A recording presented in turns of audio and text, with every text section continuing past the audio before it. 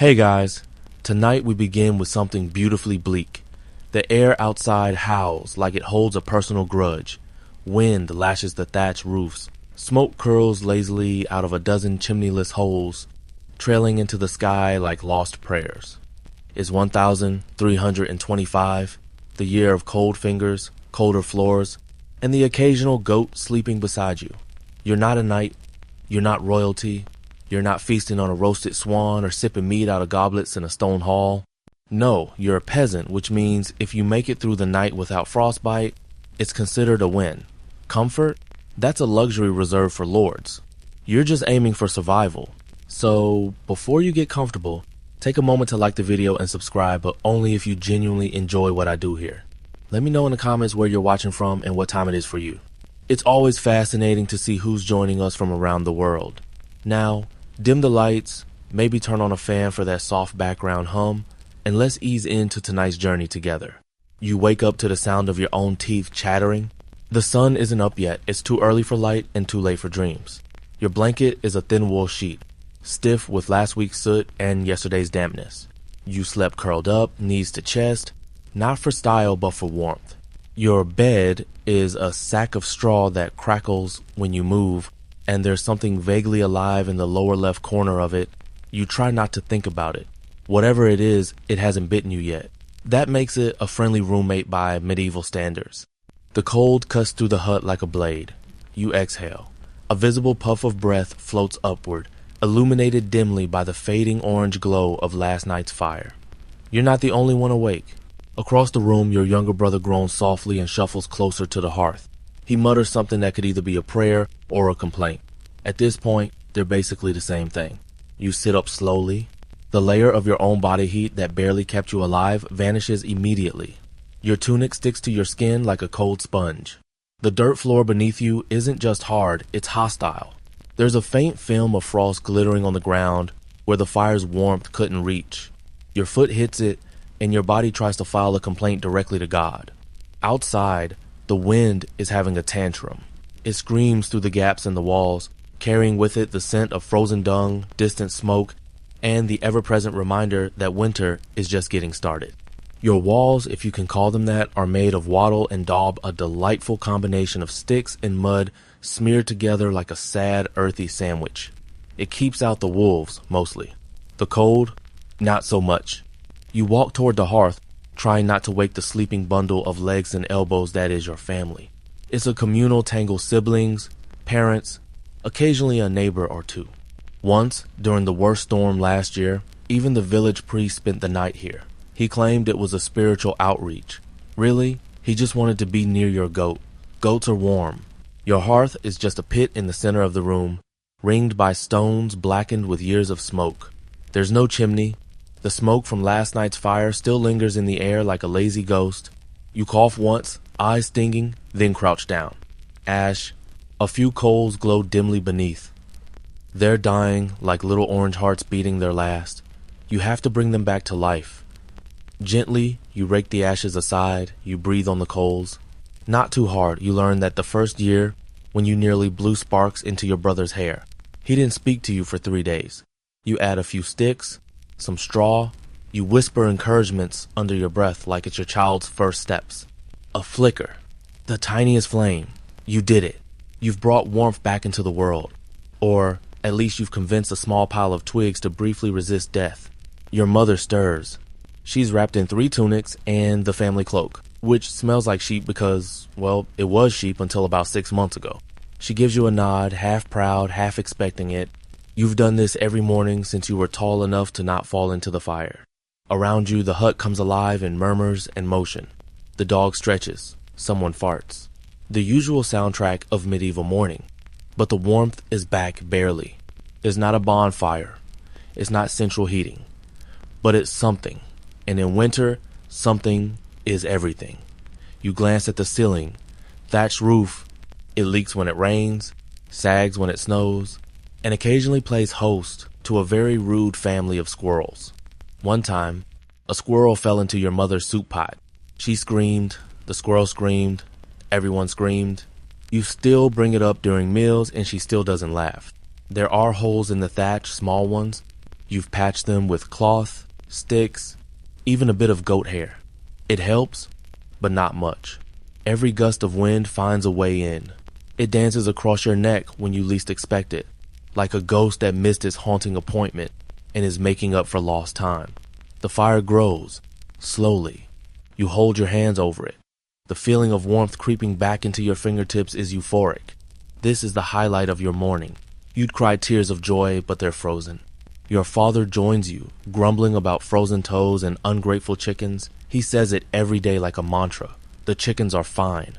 They're roosting in a wooden crate in the corner, fluffing their feathers and judging you silently. One of them is named Agnes. You're not sure why. She looks like an Agnes. Your family starts moving. Everyone begins layering up for the day. Tunics over tunics, cloaks over tunics, rags over cloaks. You all resemble a group of sentient laundry bags ready to face the Arctic. There's no fashion here. There's just survival. You add one more stick to the fire, your day has begun, and you're still alive. You step outside and instantly regret it. The air slices into your face like it's trying to sculpt your cheekbones. The wind doesn't so much blow as it ambushes sharp, unrelenting, and loud enough to make your ears ache. It whistles through the narrow paths of the village like it's searching for something it lost last century. Maybe it's dignity. Your boots are made of stiff, cracked leather if you're lucky. If not, it's just cloth and prayer. Either way, they're not doing a great job. The mud is frozen into uneven ridges, and each step is a negotiation between balance and numbness. Your toes haven't spoken to you in hours. You squint against the gust. The sky is a dull, pale gray, like a dirty bedsheet stretched tight above the earth. Everything around you is still. Trees are skeletal. Thatched roofs sag under the weight of the last snow. Smoke coils from the huts, struggling to rise before being flattened by the wind. It's not the kind of cold that makes you shiver, it's the kind that makes your bones rethink their entire existence. You press your hand against the outer wall of your hut, it's wet, slick with frost, and hard as stone.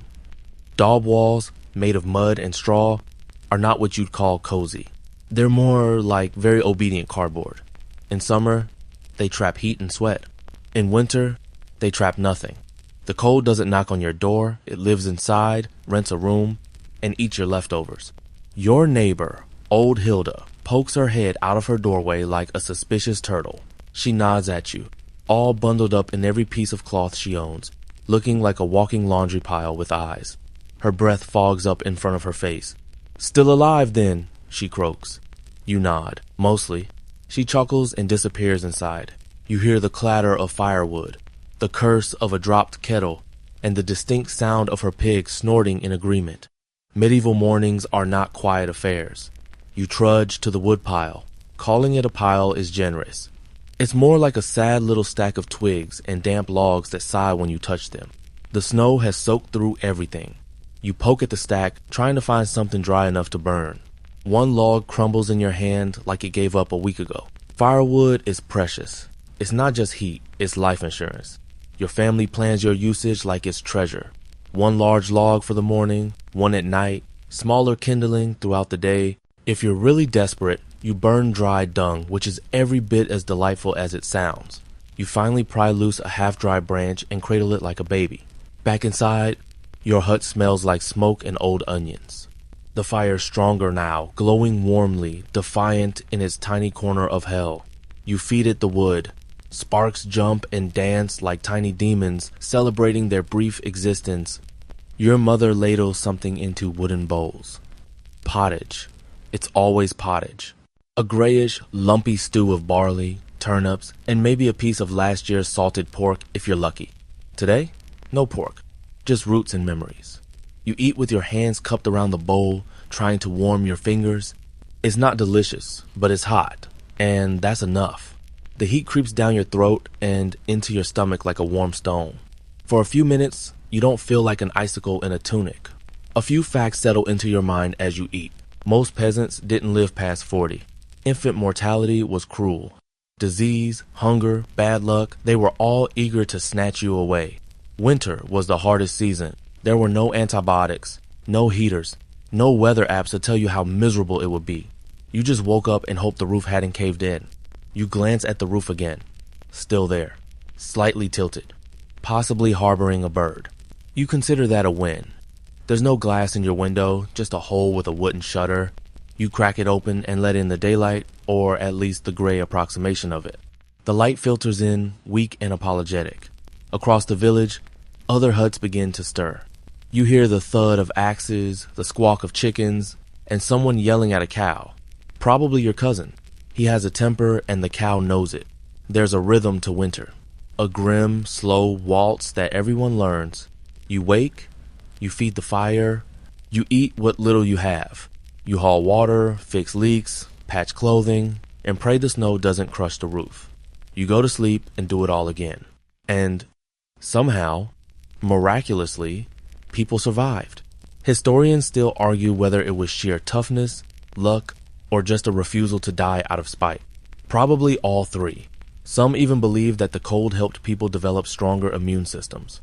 Others think it just killed off the weaker ones. You don't care about the theories, you just know your nose is frozen and your elbows itch. Your father bundles up in a thick wool cloak and heads out to chop wood. He grumbles the whole time, mostly at the axe. It's dull, the handle is cracked, and every swing sounds like a personal insult to the tree. You don't ask to help. Not because you're lazy, but because if you touch that axe, your fingers might shatter. You go instead to gather moss. Yes, moss. You stuff it into the gaps in the wall where the wind whistles through. It's not much, but it dulls the sharpest gusts. Sometimes you use rags. Once, you even used an old boot. Anything to keep the cold out? Back inside, you check the fire again. Still going. A small miracle. You wrap yourself in another layer, a cloak that smells like goat and misery, and settle near the hearth. Your dog curls at your feet. The chickens cluck in their crate. Your brother snores like a dying accordion. Outside, the wind screams. Inside, for now, you're warm. And that's enough. The wind doesn't stop. It changes tone. Yes, now a low moan, then a shriek, then a slow, dragging whisper like something ancient trying to speak through the cracks. But it never truly stops. You start to wonder if it ever did. Maybe the world was just born noisy and freezing. You huddle beside the fire again, turning your palms toward the heat like they're leaves stretching for sunlight. The hearth is little more than glowing embers and a flicker of flame, but in this world, that's luxury. You don't remember what summer feels like anymore. The memory has been slowly replaced by the exact sound your breath makes when it hits frozen air, a soft hiss and a puff of fog. Behind you, the walls groan. The structure of your hut, mud on sticks, bone on bone, is holding together out of sheer stubbornness. The roof is made of thatch, a woven mess of straw and reeds, carefully arranged by hand months ago. It looked strong then. Now it sags like a tired spine, heavy with melting frost, and leaking. Always leaking. You hear it before you see it. A soft drip, drip, drip onto the rushes covering the floor. It's your roof's passive-aggressive reminder that it's time to patch it again. You sigh and grab a bundle of rags from the corner. Some are old clothes. One used to be part of your uncle's tunic. He doesn't know it's missing. He might never find out. You climb up the ladder, really just a few nailed boards, and press the cloth against the worst leak. The wind presses back through the hole like a ghost testing your resolve. You shove the rag harder, muttering a quiet curse that your mother pretends not to hear. Below, your brother is poking the fire with a stick, watching the embers dance like tiny red stars. The chickens peck at their grain, and someone's goat bleats outside, probably upset about the cold. You don't blame it. You'd bleat too if you could. The thatch is wet to the touch, not soaked, not yet, but slick and cold and spongy in a way that tells you this won't be your last climb. You patch it as best as you can. Some people use moss, others use sheep's wool. You've even heard of people using dry cow dung. Desperate times, creative insulation. Historians still debate just how effective thatch roofs were in deep winter. Some argue that layered properly, they insulated surprisingly well. Others claim that unless you had thick layers, it was just slightly better than living outside. You lean toward the ladder, mostly because you're currently dodging drips while trying not to slip and impale yourself on your own house. You descend back into the hut. The rushes on the floor are damp now. These aren't just decorative, they're meant to soak up the grime of everyday life. You scatter new ones every month or two, though the bottom layer has been there a while. Let's not think about it. Your mother is stirring another pot of pottage breakfast, lunch, and dinner. You catch a whiff of onions, roots, and possibly turnip. You hope it's turnip. Last week it was parsnip, and you're still recovering emotionally. She sprinkles in some dried herbs, pennyroyal, and nettle, mostly for flavor and maybe to ward off disease. It's hard to tell where medicine ends and superstition begins. Probably because in this age they're more or less the same thing. The hut fills with steam and scent. Not pleasant exactly, but warm, earthy, comforting in a way only desperate familiarity can be. The smoke from the hearth curls upward and clings to the ceiling before seeping out the gaps near the roof. No chimney. Chimneys are for castles. You have cracks. And the smoke doesn't just warm the room, it smokes out pests. Fleas, ticks, the occasional rat, all hate it as much as you do. It stings your eyes and chokes your lungs, but it's better than waking up to something nibbling your ear. Your cousin once claimed he found a rat in his bedroll. No one believed him until he showed the bite mark. Now, you all sleep with your arms tucked tightly to your sides and your noses buried in the fold of a cloak. It's not elegant, but it's safer. You hear a soft thud outside. Then another. You freeze, listening. Not footsteps, not hooves, snow, sloughing off the roof in heavy sheets. You exhale in relief and glance out the shutter. The snow is falling again thick, heavy flakes tumbling from a sky the color of wet wool. It gathers silently, turning the village into a blurry painting. A monochrome hush blankets everything. For a moment, it's almost beautiful. Then the cold bites at your exposed wrist and reminds you this is not a painting. This is survival. You return to your corner of the hut. Your bed, the straw-filled sack on wooden planks, awaits. It's slightly damp, slightly itchy, and entirely infested. But it's yours. You fluff the straw a bit, mostly to chase out any hidden guests. Once, you found a beetle the size of your thumb. You named it. You're not proud of that. You lie down for a bit, trying to rest. Your body is tired. Not in the exhausted sense we know today, but in that slow, aching way that comes from cold air, bad sleep, and endless chores. Your back hurts, your knees creak, you're 14. You curl up again, knees to chest, cloak wrapped around your shoulders. The fire pops softly. Someone coughs. The wind howls like a faraway wolf. You think about summer, about fields and sun and warm bread. You almost smile. Then a drip hits your forehead, and you remember the roof still leaks. You're back on your feet patching the leak again. The rag you used earlier has gone soggy, and now it flaps like a sad little flag of surrender every time the wind breathes hard enough. You jab it back into the thatch with your fingers, which are already numb and oddly stiff. At this point, you're not fixing the house. You're negotiating with it. Just one more night, you whisper, like you're bargaining with a stubborn mule. It answers with another slow drip. You've had it. You stomp back down the ladder, grumble something unintelligible, and flop down beside the hearth. The fire gives a small wheeze of sympathy. At least someone in this house listens. You poke at the embers, stirring them into reluctant life.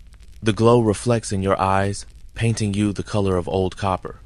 Across the room, your mother silently layers more rushes on the floor. The old ones squish underfoot damp with melted snow, spilled stew, or something you don't want to investigate. You glance toward the shuttered window. Snow still falls, drifting like ash from some slow-burning sky. It piles up in corners and along rooftops, shaping the village into strange, soft mounds.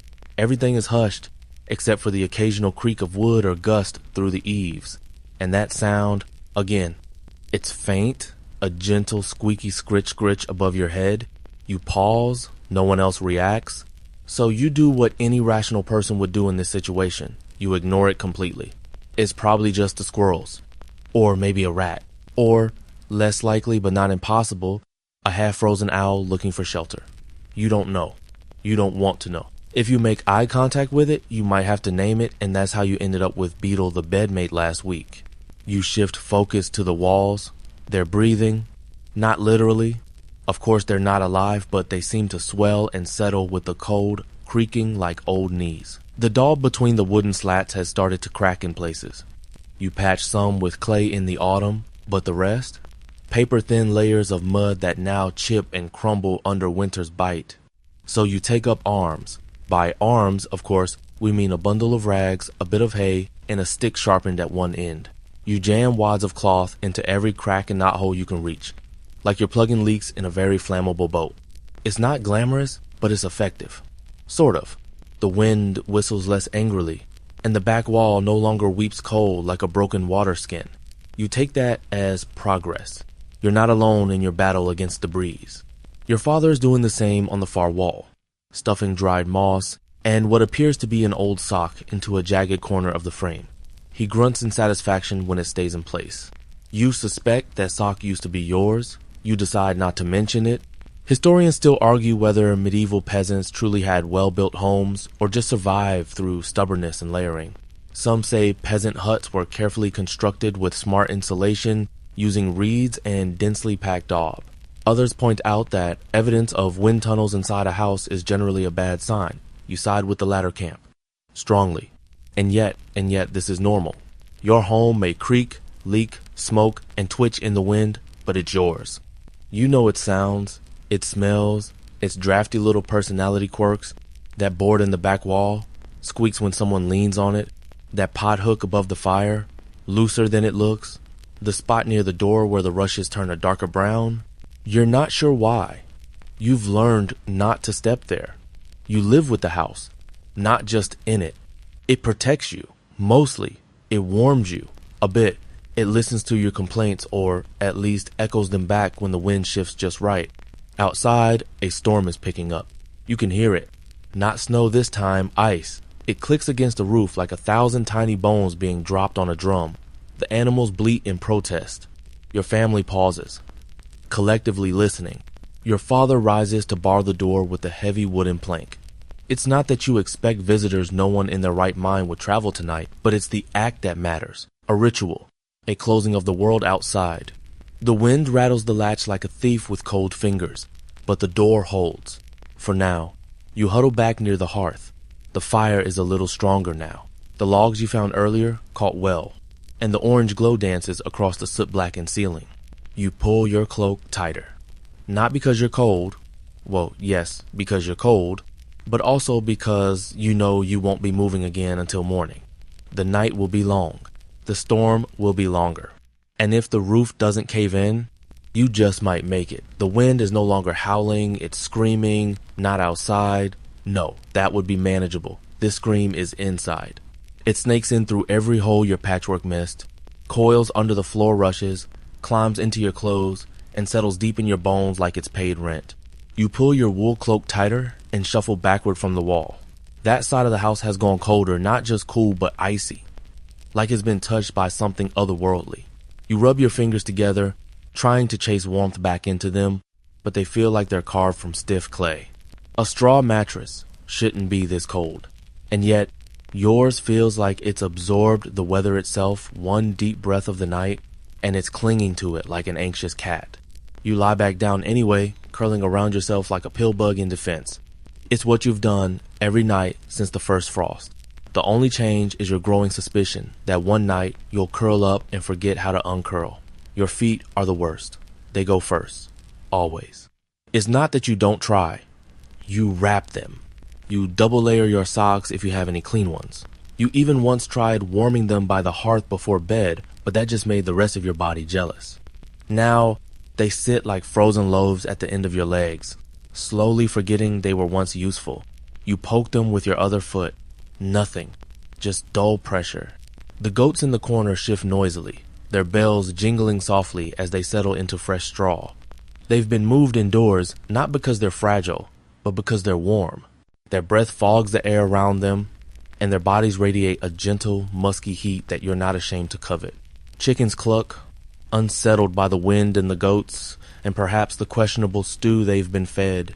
One hops up onto a low bench, its feet clacking. It fluffs itself and stares at you with an unnerving degree of judgment. Chickens, you've learned, are excellent at that. You make eye contact with one, it blinks, you blink back, the chicken wins. You sigh and return your gaze to the thatch ceiling, now dripping in 3 places instead of 1. The patch you made earlier has held sort of. Water has simply decided to find new exits. You feel a wet drop strike the tip of your nose. You don't even flinch anymore. You just wipe it away with a sleeve and scoot slightly left. This is what winter teaches you. Adaptation. The fire crackles. It's grown since earlier, fed carefully with the driest scraps you could find. Your father guards it like treasure, and it is treasure. Warmth is the currency of survival. Everything else, food, sleep, even comfort, comes second. He banks the fire now, moving coals aside, piling thick ash atop them like a burial. It's not a goodbye, just a pause. You'll dig them back out at dawn, breathe on them, and hope they remember what they were. It's a strange kind of trust, giving your life to glowing stones. Your mother brings out the family's one real luxury, a tightly woven wool blanket. It's heavy and scratchy, but it covers more than 2 people, and that makes it valuable. She drapes it over your younger siblings, already curled near the fire like puppies. One stirs and mumbles a wordless protest before returning to sleep. There's a quiet you only hear on nights like this. Not silence.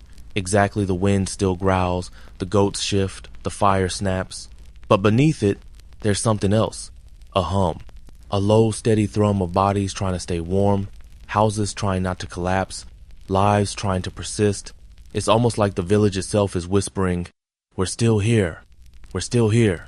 Historians still argue whether medieval peasants truly slept through these long winters or spent most of them half awake, tending fires and staving off frostbite. Some point to 2 sleep patterns, where people would sleep for a few hours, wake for chores or prayer, then return to bed. Others argue it was just too cold to sleep deeply at all. You're living the debate now. Your sleep is shallow, more like a series of naps separated by shivers. You drift, you wake, you drift again. Somewhere between waking and dreaming, you swear you hear the snow falling, not just see it or feel it, but hear it whispering as it settles on the roof like a lullaby. You reposition your hands beneath your cloak. They've begun to tingle, not a good sign. You curl them tighter, your nose itches, but you don't scratch it. Moving would let in cold, cold would become pain, pain becomes wakefulness. Wakefulness is the enemy. The door thumps suddenly, a dull, hollow bang. Everyone freezes. The goats stop chewing. The fire seems to hold its breath. Your father stands. Then, nothing. Just wind. Just snow pressing in on the outside world. The wind likes to knock. It likes to pretend. Your father sits down again. Your mother exhales. You all try to pretend you weren't worried. You shut your eyes and try again. One more minute of warmth. One more sliver of rest. Tomorrow, you'll dig out the woodpile again. Tomorrow, you'll fix the wall again. Tomorrow, you'll pretend you're not cold again. Tonight, you just survive. The morning doesn't come with light. It comes with sound. A brittle crack as your father lifts the frozen plank barring the door. A low move from the goat, annoyed that someone stepped on his tail. The rustling of blankets being thrown back, the groan of cold limbs stretching, and the unmistakable rhythm of someone hopping on one foot after stepping onto a patch of ice. You open your eyes. You're not sure you slept. Maybe you did. Maybe you spent the whole night in that in-between state where dreams and cold blend into one numb haze. Either way, your back hurts. Your hips hurt. Your face feels like you've been kissed by winter itself, repeatedly, and not affectionately. The hearth is little more than a gray ash pile. Your father crouches by it now, shoveling away the dust like a hopeful archaeologist. He finds a few embers tiny, sulking things that look as tired as you feel. He smiles slightly. That's enough. They lived. He adds straw and breathes softly. Not too much, too fast, and he'll blow them out. You all learned that the hard way. Once, your brother exhaled like he was playing a trumpet and turned a warm ember into cold regret. The straw catches, a flicker, a spark, the beginning of flame. You shuffle forward, drawn to the glow like a moth with stiff knees. You hold your hands out. They tingle as the warmth reaches them, not instantly, but slowly, like sunlight returning to a cave. The others join. You sit in a ring of cloaks, smoke, and yawns, watching the fire grow. Someone coughs. Someone else mutters a morning prayer. The goat chews on something that might have once been edible. Outside, a crow calls out, once a flat, grumpy call. It's the sound of winter acknowledging your existence without offering to make it easier. Your mother pours yesterday's stew into the pot. It's frozen solid, and she has to chip at it with a spoon like she's mining it. The fire will soften it eventually. Turnip again, possibly onion. Definitely despair. Steam rises. Slowly, you eat. Not because you're hungry. Hunger is constant. It's not a question of if, but how much. You eat because food is heat. Each bite is another few minutes of not shivering. Your body becomes a furnace, and the stew is its fuel. Not good fuel, not satisfying, but enough. You think about fire, not just the one in the hearth, but fire itself. It's the centerpiece of your life, not a tool of God. It warms you, feeds you, protects you. Without it, you wouldn't last a day. You don't take it for granted. You honor it, you respect it, you even talk to it sometimes. Stay with us, you whisper, and the fire crackles as if to say, for now. There's a technique to keeping it alive, something your grandfather taught, your father who taught you. It's called fire banking. You build the fire strong before bed, then bury the coals under thick ash to keep them warm, dormant, safe, like tucking in a baby. A fiery, moody, smoke-belching baby. Historians debate how widespread fire banking was. Some argue it was common practice, passed down orally. Others claim it varied village to village, family to family. But everyone agrees on one thing. A house without fire is a house of the dead. You've seen what happens when it fails. Last winter, old Martin's hut went cold. The wood was wet, the ash too thin, the wind too cruel. He couldn't restart it. No coals, no warmth. He tried to stay under blankets, but blankets don't boil water. They don't melt ice. He lost 2 fingers to frostbite. Didn't speak for days after. Just stared at the fire like he betrayed it or vice versa. You don't want to end up like Martin. You feed the flame slowly, stick by stick. You whisper to it like it's alive. Maybe it is. It certainly feels like it. Fire has moods. Some days it leaps, others it sulks. Today it's wary, reluctant, but it stays. Your siblings rub their hands and fight over who gets closest. There's no real winner. Everyone is cold. Everyone is miserable. But everyone is alive. Your father hands you a bundle of twigs. Watch it, he says. Don't let it die. You nod. It's not a suggestion. It's a mission.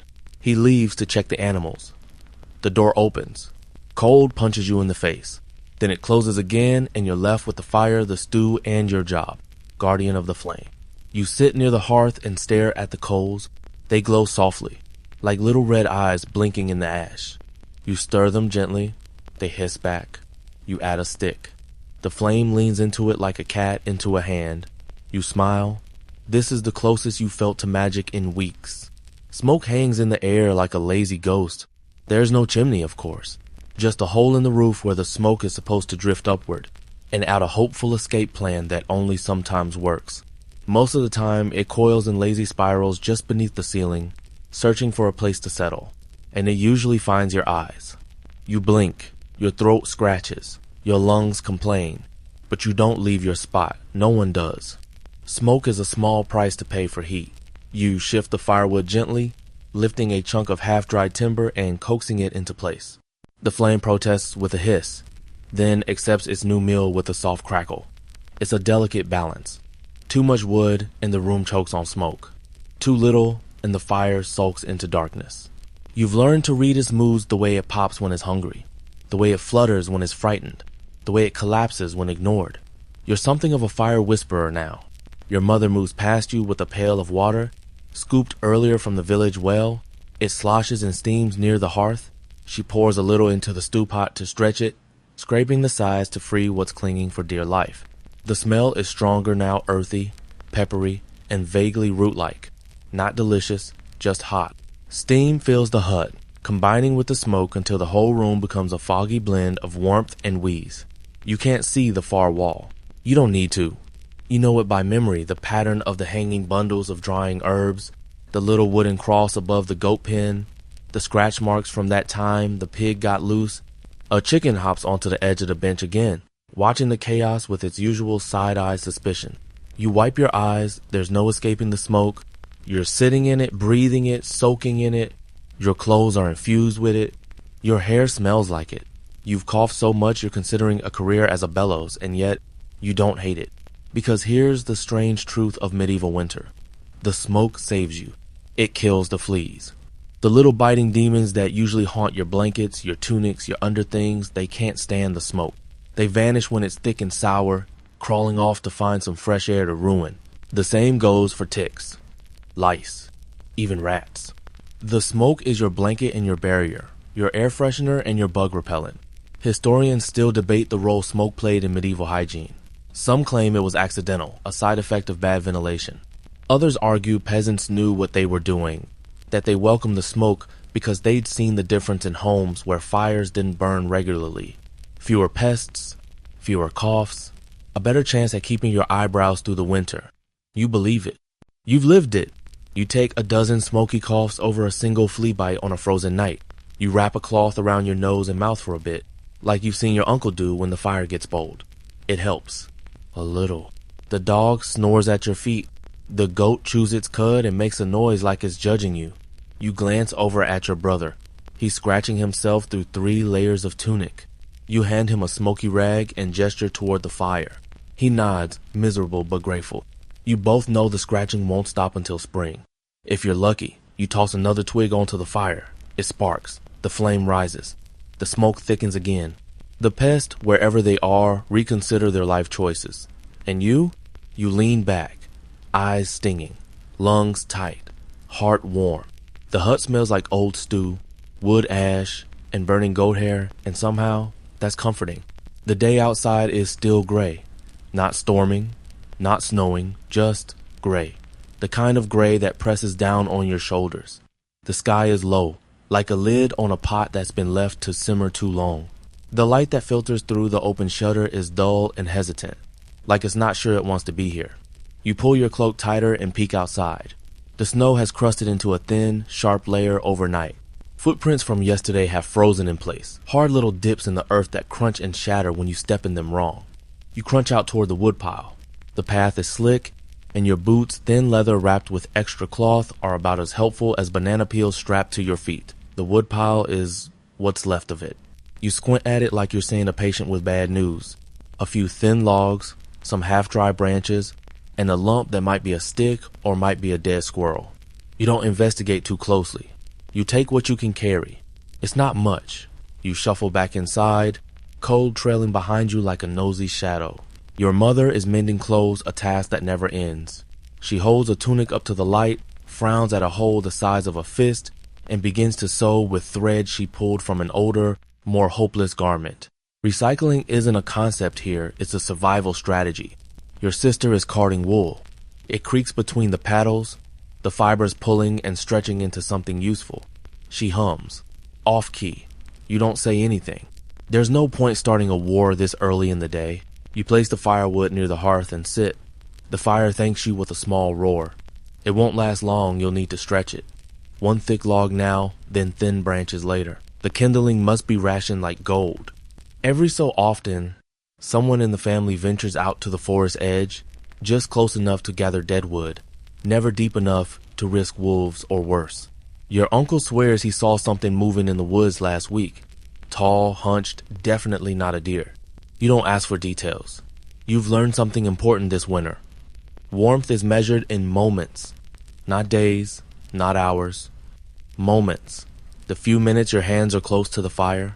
The seconds after you pull on a tunic still warm from someone else's body. The time it takes for a bowl of stew to go from hot to edible to cold again. Each one is a treasure. And, strangely, you get used to it. Your skin, once soft and quick to bruise, has thickened. Your fingers are rough. Your feet have forgotten the meaning of comfort. You haven't truly been warm in weeks, not all the way through, but you found a sort of rhythm to the cold. You move less. Talk less. Breathe through your nose. You know which corner of the house stays warmest. You know how long to hold your hands over the flame before your skin starts to sting. You've learned to sleep with your mouth closed so you don't wake with a throat like cracked leather. Historians still argue whether medieval peasants accepted the cold or endured it in silence. Some suggest they viewed winter as a kind of quiet war, not against an enemy, but against time itself. Others believe it was simply endured the price of living in a world where fire was your only ally. You think about that as you reach for your cup of water. It's frozen solid. You tap the rim with a spoon. No response.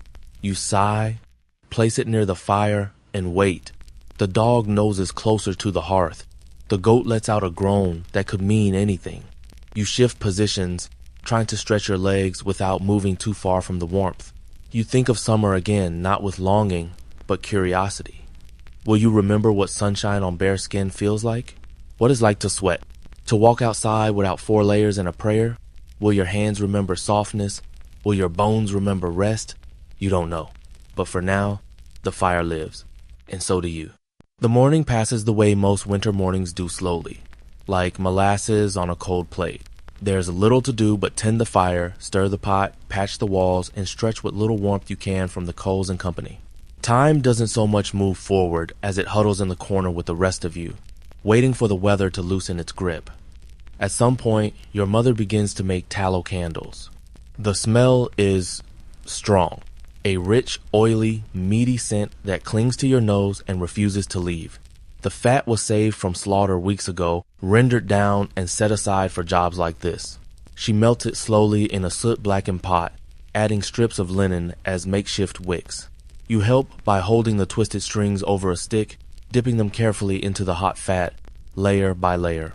It's messy, tedious work, and mildly terrifying when the wax spits. But it's important. Candles aren't just for light. They're hope in wax form. At night, the world turns pitch. Not city dark, not blackout curtain dark, but medieval dark so total that your own hand disappears inches from your face. A candle is everything in that kind of dark.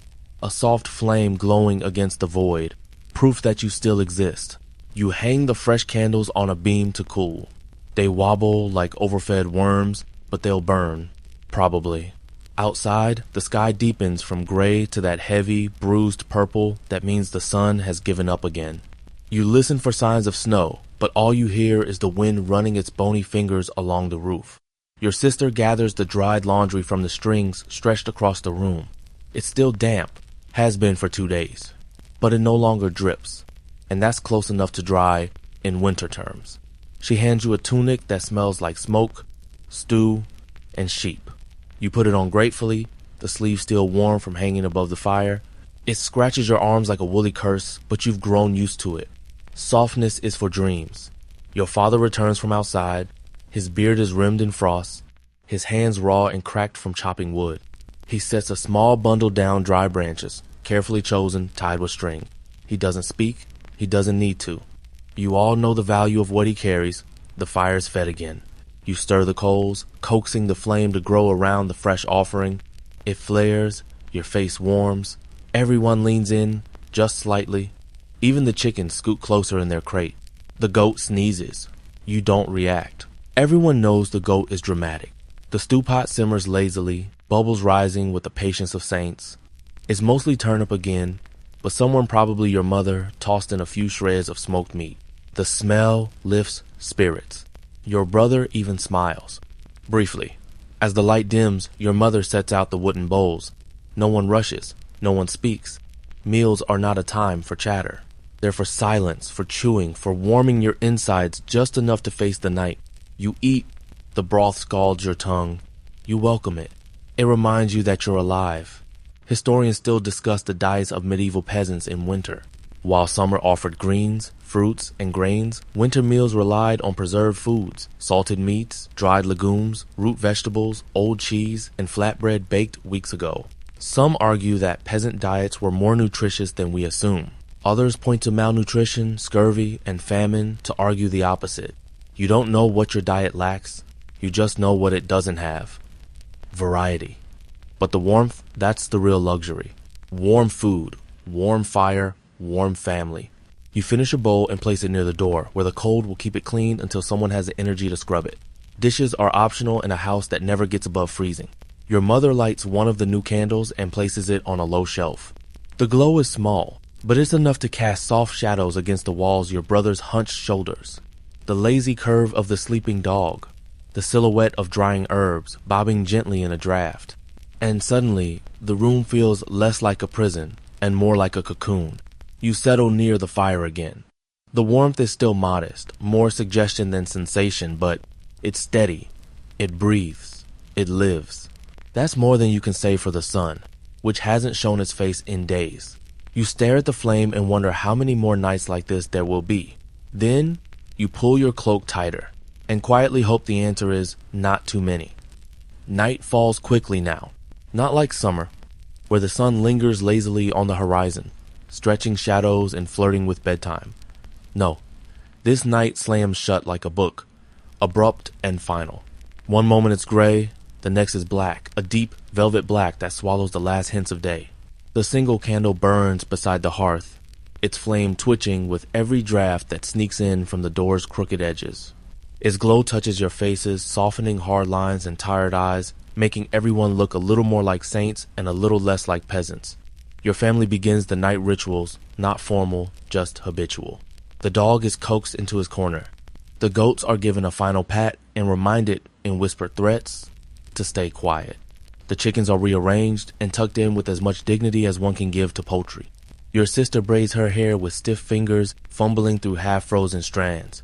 Your brother is already curled into a ball, tucked under the wool blanket like a human scroll. Your mother rubs her hands with a scrap of cloth dipped in a little oil.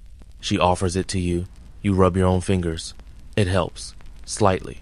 You find your usual spot near the fire, not too close, not too far. There's a science to this, perfected over years of uncomfortable practice. Close enough for warmth, but far enough to avoid waking up with smoke-filled lungs or an ember-shaped brand on your ankle. You lie down, cloak over your head, toes tucked beneath your tunic, knees drawn up like you're trying to hide from the night. Outside, the wind returns. It had been quiet for a while, pretending to sleep, but now it's back louder, colder, angrier. It howls past the shutters and wails through the eaves, as if mourning the very idea of warmth. You hear it rake across the roof, clawing at the thatch, testing the strength of your patchwork again. You don't get up. You've learned the difference between noise that matters and noise that doesn't. This is just winter talking to itself. The fire crackles. You stare into it. It's mesmerizing, the dance of flame, the hiss of sap, the slow, lazy shift of glowing logs turning to ash. You find stories in the shapes, a knight's helmet, a running deer, a face that looks disturbingly like your uncle. You blink and it changes. The flame always moves. That's what makes it feel alive. Your mother begins a soft humming tune, one she's sung since you were small, though the words have long since disappeared. Just the melody remains, worn down by years like a smooth stone in a stream. Your eyes begin to close, just a little, just for a moment. But the moment stretches. You drift, not into dreams, not yet, into that warm, woozy space between awake and asleep, where the cold doesn't matter and time stops trying to be counted. You feel your body go heavy.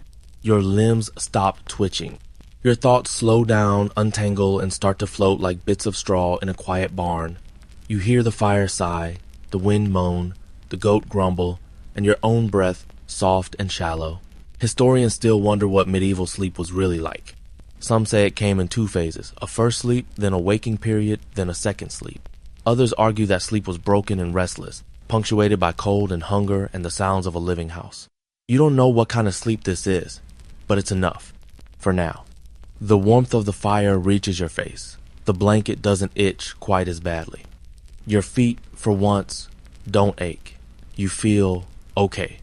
Not good, not joyful, but okay. Like a candle flame holding strong in the dark. And that's all survival really is. You close your eyes fully. Outside, the world howls. Inside, the fire burns. And you sleep. Sometime in the night, you feel a hoof in your ribs. Not hard, just there, poking. You groan and shift slightly, but it follows. The unmistakable rounded thump of a goat's knee, deciding that your side makes a fine resting place. You don't move it, because unfortunately, it's warm. Goats aren't exactly cuddly. They're all elbows in suspicion. But when the temperature drops far enough to make the air itself feel sharp, even the goats become bedfellows. Literally. You reach back and feel its coarse, wiry coat pressed against your back. It's breathing slow and steady. Smells like hay and unwashed wool. Honestly, not bad, all things considered. The rest of the room is one lumpy, tangled, sleep-hungry pile. Your younger brother's foot is somewhere near your ear. Your sister is curled so tightly around herself that she's half blanket, half not. The dog's taken the warmest corner, stretched out like royalty, occasionally kicking in his sleep as if chasing ghost rabbits. It's a strange sort of intimacy, not born from love, but from necessity. Every extra body in the room is one more furnace, one more pocket of heat. So you stay close, even if someone snores, or steals the blanket, or drools. It's survival by cuddling. Your grandmother used to call it human lasagna.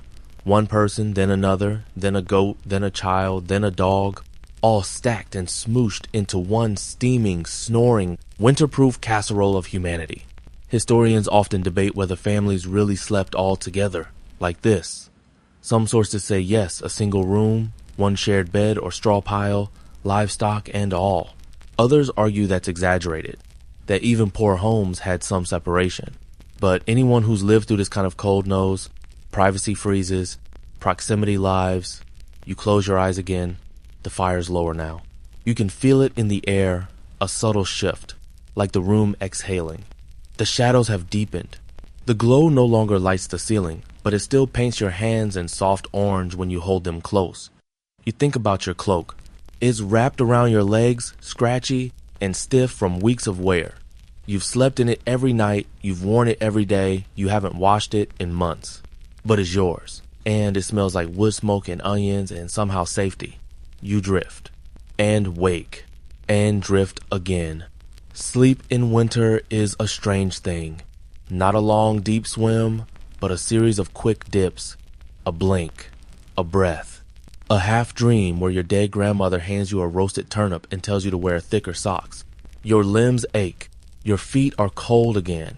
You reach out toward the fire and add a twig, the quietest movement, learned from hundreds of similar nights. The coals accept the gift with a sleepy sizzle. You whisper a thank you, just in case the fire is listening. Then you tuck your hands back under your tunic and sigh. You wonder, briefly, what it would feel like to sleep on a feather mattress. The kind the Lord has, the kind you've only seen being beaten outside on sunny days, white feathers exploding into the air like snow that smells like goose. You imagine sinking into that bed, softness, warmth, sheets that don't itch, a blanket that doesn't smell like turnip stew. It sounds like a fantasy, but you don't resent them. Much. The Lords live in stone manors that are impossible to heat, where even 10 fireplaces can't keep the wind out. They have servants and furs and feather beds, yes, but they also have drafts and damp walls and angry peasants who dream of roasted turnips. You smile faintly in the dark. Everyone is cold, just in different ways. You shift closer to your goat roommate and tuck your chin into your chest. The night isn't over, the wind hasn't stopped, but the fire still glows. And that means you still have a chance. The rooster crows far too early. Not that time matters, not really. Winter mornings blur into evenings and back again, but that sharp, self-important cock-a-doodle-doo still slices through your half-sleep like a blunt knife through a frozen turnip. You groan. Somewhere nearby, someone grumbles a curse. That's mostly just a growl with vowels. The goat snorts. You sit up slowly, cloak still wrapped around your shoulders, hair sticking up like straw in all directions. The fire is down to pale, exhausted coals. No flame, just faint, glows in the ash, like forgotten stars buried in dust. You prod them gently with the iron poker, trying not to breathe too hard. The cold air has teeth this morning. Long ones. The hearth has become a ritual, a test, a promise. If the coals are alive, then so are you. You add a stick. Whisper encouragement. Wait. A flicker. A pop. A tiny flame crawls up the kindling like a child climbing a steep hill. You grin, breath held. It catches, grows, you pass. Your mother is already at the pot, scraping at the thick crust, clinging to the sides like a barnacle. She adds water from the bucket. The stew reheats. It's not breakfast. It's just food. Your brother rubs his eyes and then his feet. The dog stretches and sneezes. The chickens shift in their crate like they've got opinions no one asked for. Outside, the wind sounds different. Not calmer, just tired. As if even winter is exhausted from all this cold. You step out briefly. The air slices your nose. You inhale too fast and cough once, twice, until your chest protests. But the sky is clear. Blue. Actual blue. You blink. It's so rare now that you almost forgot what the sky really looks like. And the snow, it sparkles. Not just sits there in heaps, but glitters in the light like powdered glass. The trees wear it like cloaks. The rooftops wear it like hats. The ground crunches beneath your feet in that oddly satisfying way that only deep freeze can offer. It's beautiful. And brutal. You don't stay out long. Just enough to feel it. Remember it. Historians still debate how much time medieval peasants spent outside during winter. Some argue they stayed indoors almost entirely surviving rather than living. Others say work still had to be done, fetching water, collecting wood, tending animals, even hunting when food ran low. You believe both. Some days you hide. Others, the cold chases you into motion. You return inside and kick the door closed behind you with a clump of frozen mud on your boots. The fire is stronger now. The room feels less cruel. Your father returns with a sack of feed and a story about a fox track near the henhouse. Your sister wraps her hands in cloth and starts to mend a torn shoe. The chickens argue. The goat chews on something it definitely shouldn't be chewing on. And life continues. Not dramatically. Not heroically. Just steadily. There's no end in sight to the cold. No grand rescue, no prophecy or miracle. But there is this. A roof, a fire, a bowl of warm, salty stew. You sit near the hearth, cup in hand, cloak over shoulders. The flame dances gently, casting amber across the walls. And for a few minutes, everything feels okay. Not warm, not safe, but okay. Which, in a medieval winter, is a triumph. Today is washing day. You'd almost prefer it wasn't. The water is cold. The soap is scarce. The cloth is stiff with old smoke and older stew. But even in winter, things must be cleaned if not for comfort, then to keep the lice at bay and the smell from becoming its own family member. Your mother heats a large iron pot over the fire, half full of water, half full of yesterday's steam. It takes a long time. You sit nearby, feeding the flames stick by stick, listening to the fire hiss like it resents the work. When the water steams, not boils boiling, would be too much luxury. She adds a small bar of soap made from last year's ashes and leftover fat. It crumbles slightly, smells faintly of pork and desperation. Your brother brings in the clothes. A heap of tunics, wraps, socks, and strips of linen that have seen better years, not just better days. You get the worst job, rinsing. The wash basin sits by the door, a wooden tub filled with snow and just enough melted water to make your hands regret being born. You kneel beside it, dunking garments in one by one, swishing them around, squeezing them out with red, cracking fingers. Each dunk feels like betrayal. Your knuckles ache, your nails go purple, your breath hitches in your throat every time the icy water climbs your wrists. And yet, you don't stop. Because washing clothes in the dead of winter isn't about cleanliness. It's about control. About proving you can still make things better, even slightly. About telling the cold, you don't own everything. Historians still argue how often medieval peasants actually bathed or washed garments. Some records suggest once a month. Others, only when weather allowed. A few claim peasants stank constantly, but then again, so did nobles. Cleanliness was relative, and winter didn't care. You finish the rinsing. You stand, fingers stiff and stinging, and hang the clothes near the fire. They drip slowly, forming tiny puddles that freeze if you're not fast enough to wipe them. You hold your hands over the flame. The warmth hurts, but it's a good hurt, the kind that comes with returning. Your mother hums as she wrings out socks and hangs them on the beam.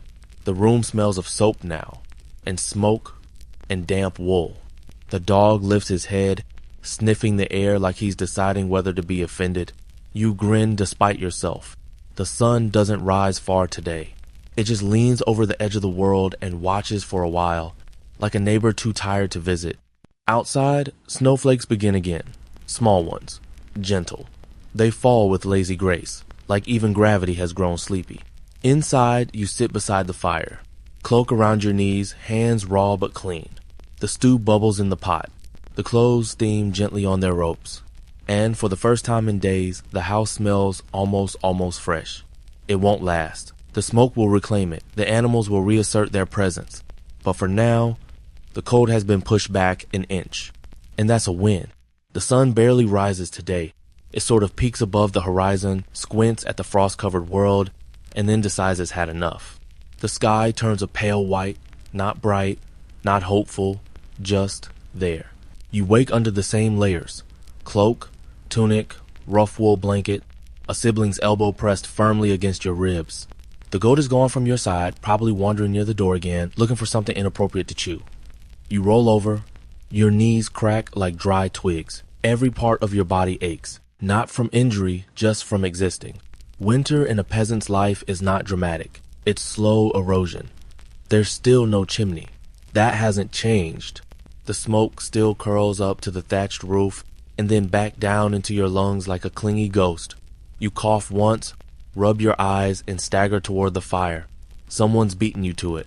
Your father sits there already, motionless, feeding the fire one thin stick at a time, as though every piece of kindling has to be interviewed before it gets burned. You nod a silent good morning and sit beside him. Your fingers warm first, then your face. Your toes remain unconvinced. The rest of the house begins to stir. The same noises, the same groans, the same goat belch from somewhere behind a hanging curtain.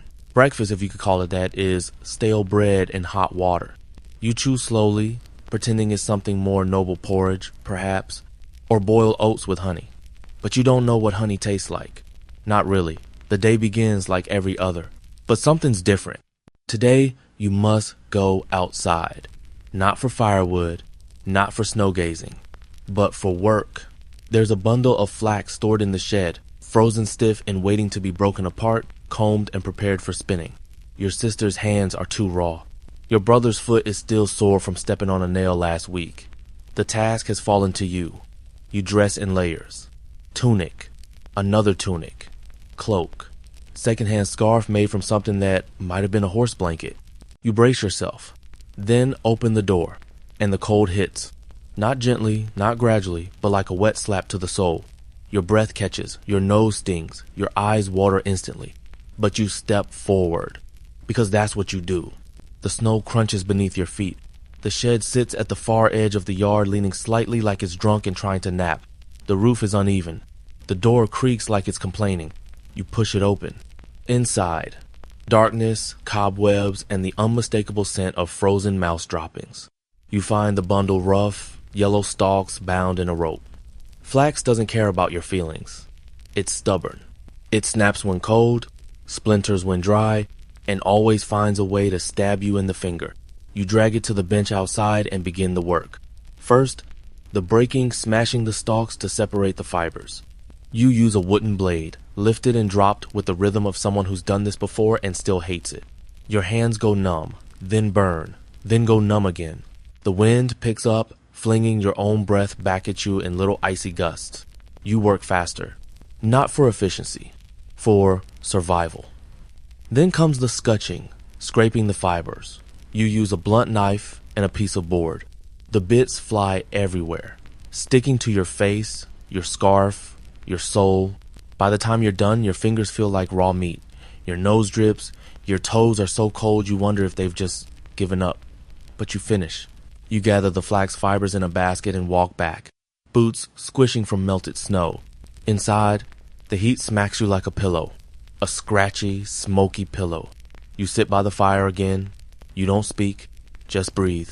Your mother pats your hand gently, then begins spinning the fibers on her spindle. Round and round it goes, turning scratchy straw into soft, usable thread. You watch it move, hypnotic, endless. The kind of motion that fills time without asking much in return.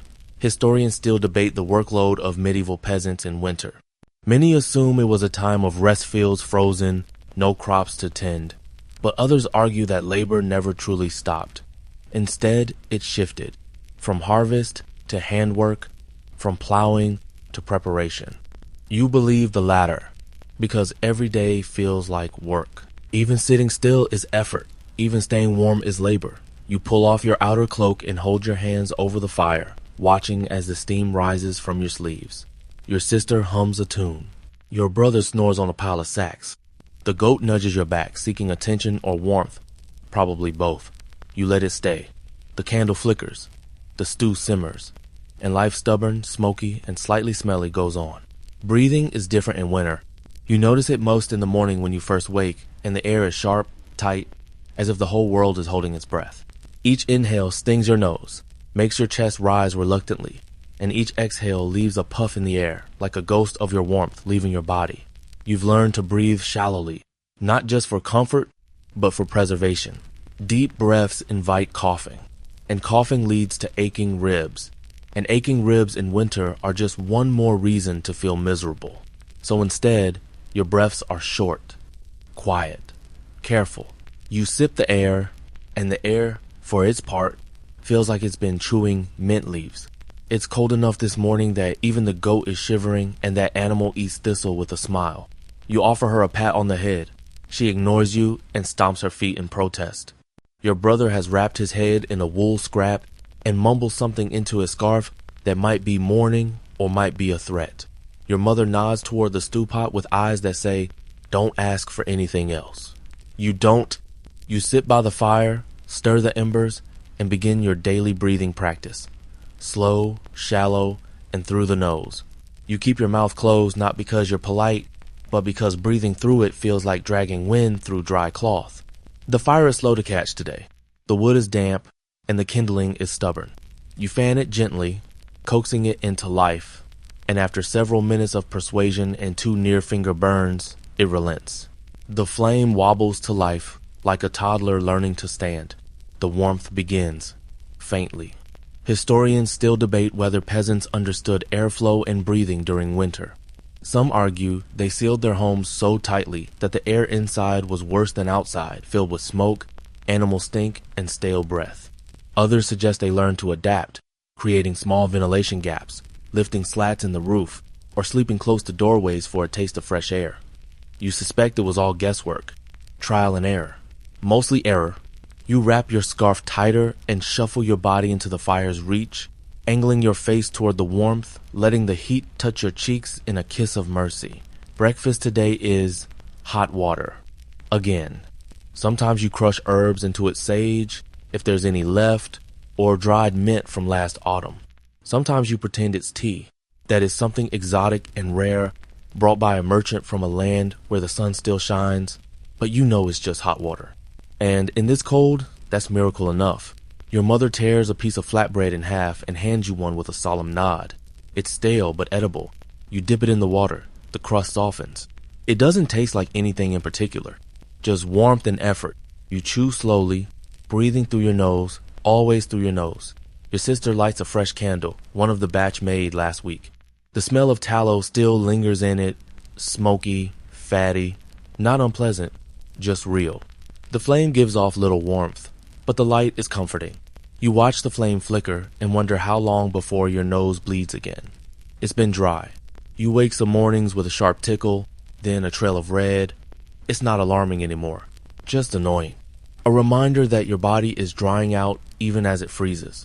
Your father steps outside to check on the thatch. Snow has started to build up again, and too much weight on the roof is a risk. Last winter, a neighbor's roof collapsed during a storm, took half their grain with it. The family moved in with cousins, 13 people, 1 room. You remember visiting, the smell alone could knock you over. Your father returns with a shrug. That's as close as he gets to optimism. The roof still stands. The world hasn't caved in, yet. The goat sneezes, you sneeze back. No one laughs. There's no energy for jokes this morning. You rise and stretch, your joints pop like firewood. The scarf around your face has crusted with frost from your own breath. You peel it down and brush away the flakes, revealing lips that feel like cracked bark. You take another breath, shallow, through your nose, and begin your daily chores. First, the ashes from the hearth must be scooped out and scattered not too close to the hut, lest the wind carries them back in. Then comes the water run, which means breaking the ice on the bucket outside, scooping what's usable, and melting the rest indoors. It's all slow. Everything in winter is slow. The world moves like syrup. Your hands feel like stone, but you keep going. Because in this season, doing is surviving, not thriving, not succeeding, just not stopping. You return with the water, pour it into the pot, and set it over the fire.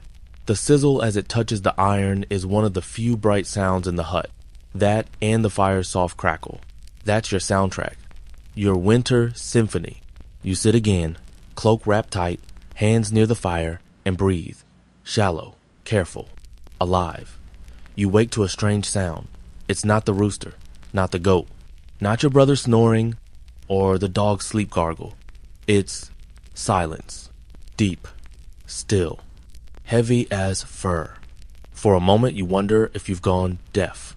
Or maybe the world ended while you slept and forgot to tell you. Then you realize it snowed overnight. Heavily. Snow this thick does something odd. It muffles everything, buries sound as well as it buries paths and fences. It turns your tiny village into a wool-lined box where noise goes to hibernate. You peel yourself from the sleep pile. The cloak wrapped around your knees resists. You tug it free, along with a sibling's toe and the goat's sigh. Your breath plumes in the air as you sit up. It's cold. Of course it's cold. But it's also still. No wind. No drafts. Even the fire, down to its last glow, seems to pause in awe of the hush. You rise slowly, careful not to disturb the moment. The wooden floor creaks beneath you, a single complaint in the silence. You open the door, and everything is white. Not just snow on the ground white, not dusting on the roof white. This is buried white. The fence is gone. The woodpile is now a single lumpy shape like a sleeping beast. The trees look like someone dipped them in sugar and forgot to shake off the excess. Snow covers the sky, the earth, and probably the neighbor's outhouse. You inhale. The air smells clean. Frozen but clean, like the ghost of pine needles in something distant. Something that might be hope or might just be frost. Then you hear it. The creak. From above. You look up. The roof is sagging slightly under the weight of snow. Not dangerously, not yet. But enough to send a thrill of tension through your gut. You slam the door shut and shout for your father. There's no panic, not yet, just movement. Everyone shifts. The dog barks once. Your father grabs his boots. Your mother reaches for the broom handle. You all know the drill. When snow like this falls, you clear the roof. Not later, not eventually. Now. Left too long, snow gets heavy. It sinks. It melts, refreezes, turns to ice, and then the roof becomes a trap. A waiting fist. It doesn't care how poor you are, how tired, how much you prayed last night. When it falls, it crushes.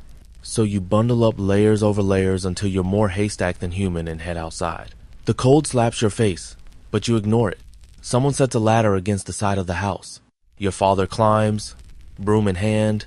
From below, you watch his boots crunch the thatch, snow cascading down in soft avalanches with every sweep. You and your brother use shovels to clear the edges. Your mother starts to break the snow loose from the upper slope with the back end of a rake. The snow falls in slow, heavy chunks, great hunks that splatter against the ground like dropped bread dough. It's exhausting. Each lift is like dragging a sack of rocks. Your arms burn, your nose runs, your toes go numb in your boots. But you keep going, because this is what winter demands: cooperation. Historians often ask how communities functioned under the pressure of medieval winters. Some argue peasants relied only on family. Others say they worked as tight-knit units, households helping each other, sharing resources, clearing snow together to survive. You suspect both were true. Families came first, but neighbors weren't far behind. Today, after your roof is done, you help with the neighbors. Not because you want to, but because they helped you last time. So the broom gets passed, the ladder is dragged, your arms ache, but the snow comes down, and no roofs fall. You pause around midday, not that the sun's visible, and eat a hunk of cold bread dipped in broth from a flask. It's barely food, but it's fuel. Your face is red, your fingers raw. You keep moving. There's no other option. By the time you return inside, every inch of you is wet. From snow, from sweat, from effort. You peel off layers like an onion that's sick of winter. Your sister hands you a cloth to wipe your face. Your mother hands you a steaming cup of water with a dried apple slice floating in it, a rare treat, saved from harvest. You sit by the fire, every part of you throbbing, and you breathe. Not shallow now, not careful. You breathe deep, and for once it doesn't hurt. Evening comes like spilled ink. It spreads from the corners of the sky, bleeding slowly over the horizon until the white world outside turns gray, then silver, then black. Inside, the glow of the fire becomes more than warmth. It becomes orientation. Where it shines is the world. Where it doesn't is shadow. You sit closest to night, rewarded for your morning's labors. Your hair is still damp from snowmelt, your cheeks ruddy with windburn, your legs sore in places you didn't know had muscles. But you're upright, you're fed, and by some miracle, you're warm. The fire has been built high, fed with every dry stick and scrap the family could spare. It crackles loudly, a song of snapping pine and hissing resin. You stare into it until your eyes blur, the flames becoming shapes dragons, monks, a loaf of bread the size of your house. You blink and it vanishes. Your sister hums while combing the ends of flax thread. She's seated near the wall, spindle in her lap, gently teasing the fibers into something soft enough to someday be worn. She sings quietly, a lullaby about stars and sheep and a girl who got lost in a snowstorm but made it home. You've heard it 100 times. You hope to hear it 100 more. Dinner tonight is a little better. Someone traded a bundle of wood for a handful of dried peas and a small onion. The result? Soup. Real soup. Thin, yes, and mostly broth. But the taste of onion is like perfume. The peas, little golden treasures in every spoonful. You savor every drop. After, your father leans back against the wall and closes his eyes. Not asleep, just resting, listening to the sounds of home. The kettle steaming, the spindle spinning, the goat occasionally grunting its opinion of winter. The fire pops loudly, everyone jumps, then chuckles. That counts as comedy tonight. You shift your position, cloak gathered tight around your shoulders, and sigh. The air still carries chill, always does, but it's different now. Thicker, heavier, the kind of cold that settles in like an unwanted uncle and refuses to leave. Your mother lights a second candle. Luxury. The double glow casts dancing shadows against the walls. Your younger brother traces them with his finger, pretending to be a shadow puppeteer. The goat's ears, your sister's braid, the broom, all transformed into monsters, dragons, knights. For a moment, the hut becomes a theater. You let yourself smile. Historians sometimes wonder how medieval people entertained themselves in long winters. There were no books for most, no instruments, no distractions but work and sleep. But they did entertain. With stories, with games, with songs, with firelight plays. You wonder how many times this exact scene has happened not just in your family, but in 1,000 huts, in 100 villages. A circle of warmth, a bowl of soup, a puppet show on the wall made by a flickering flame. You lean your head against the rough wooden wall. The boards creak faintly. Wind moans outside again, brushing against the house like a begging animal. You shiver. Not from cold this time, but from memory. Last winter, the wind sounded just like this the night the river froze solid and cracked the bridge. You remember the sound, a splitting boom that echoed like thunder. Half the village heard it. The next morning, the bridge was gone, snapped in two like a toy. For weeks, no one could cross. Trade halted. Visits stopped. Food grew tighter. This winter's been kinder, still brutal, but not cruel. Yet. You pull your cloak tighter and remind yourself, the fire still burns.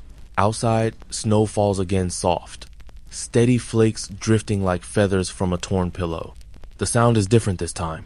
Not a roar, not a silence, just a hush. A shivering hush that presses against the door and asks to be let in. You close your eyes and imagine the snow piling up again. Not just outside, but around you. A giant blanket of white, covering the world. Softening everything until even the wind gives up and the cold forgets your name. You blink. The candle burns lower. The goat sighs in its sleep. The fire pops once more like a punctuation mark, then settles. You're still awake, but only just. Sleep doesn't arrive all at once. It tiptoes in, cautious and cold-footed, testing the edges of your awareness before slowly settling over your bones like another blanket. You shift in your pile of cloaks and limbs and hay. Someone's foot nudges your hip, your brother, probably. The goat mumbles something unintelligible and then shifts, rearranging itself with the dramatic flair of someone who thinks they deserve a feather mattress. You're used to it by now. This heap of breathing bodies. Your family's version of a bed, and though it's itchy, crowded, and often a bit too goaty, it works. The heat shared between all of you forms a shield against the night. Your mother's soft snore blends with the whistle of wind through the eaves. You can hear the fire sigh in its sleep.